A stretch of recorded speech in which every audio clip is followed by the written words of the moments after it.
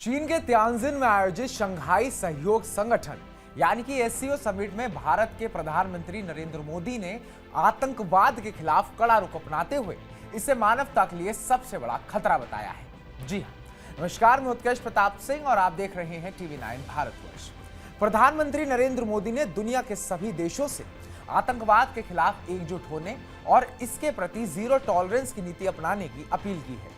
और पीएम मोदी ने बिना नाम लिए कुछ देशों द्वारा आतंकवाद को खुला समर्थन देने पर सवाल उठाए।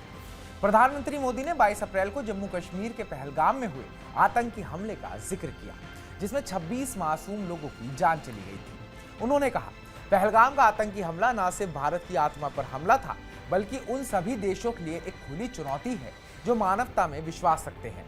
क्या कुछ देशों द्वारा आतंकवाद को खुला समर्थन देना हमें स्वीकार्य हो सकता है?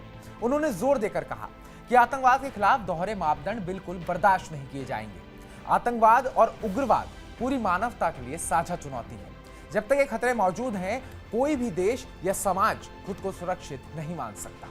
पीएम मोदी ने बताया कि भारत पिछले 4 दशकों से आतंकवाद का दंश झेल रहा है। उन्होंने कहा, पहलगाम में हमने आतंकवाद का भयानक चेहरा देखा। हमने अपने बच्चों को खोया, कई लोग अनाथ हो गए, लेकिन भारत इस लड़ाई में अकेला नहीं है। उन्होंने उन सभी मित्र देशों का आभार जताया जो इस मुश्किल घड़ी में भारत के साथ खड़े रहे।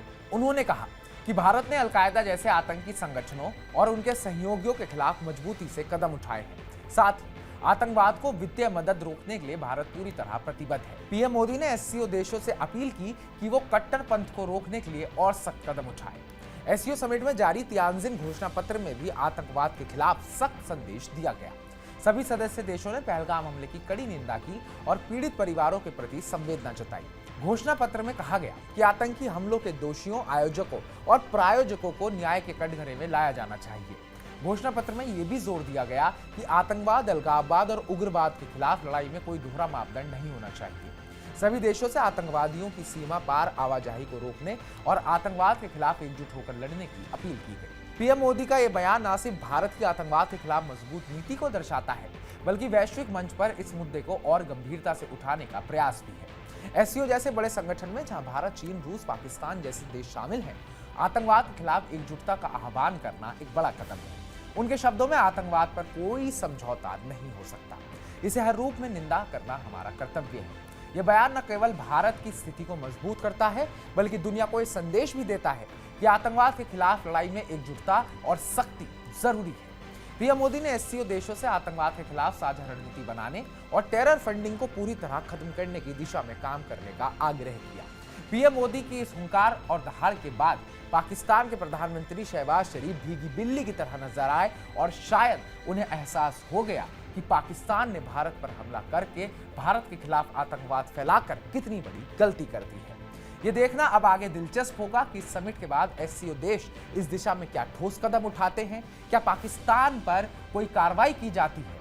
भारत की यह मांग कि आतंकवाद के खिलाफ जीरो टॉलरेंस की नीति अपनाई जाए निश्चित रूप से वैश्विक चर्चा को एक नई दिशा देगी। आतंकवाद के खिलाफ ये जंग आसान नहीं है, लेकिन पीएम मोदी का यह संदेश साफ है। भारत इस लड़ाई में न सिर्फ अडिग है, बल्कि दुनिया को साथ लेकर चलने के लिए तैयार है। तो हमारी इस पूरी रिपोर्ट को लेकर आपका क्या कहना है? क्या आपको लगता है कि एससीओ समिट के बाद पाकिस्तान पर दुनिया कुछ कार्रवाई करने वाली है? क्या पाकिस्तान वर्ल्ड स्टेज पर अलग थलग पड़ेगा? कमेंट बॉक्स में कमेंट कर जरूर बताइएगा। बाकी ताजा अपडेट्स पाने के लिए टीवी9 भारतवर्ष को सब्सक्राइब कीजिएगा।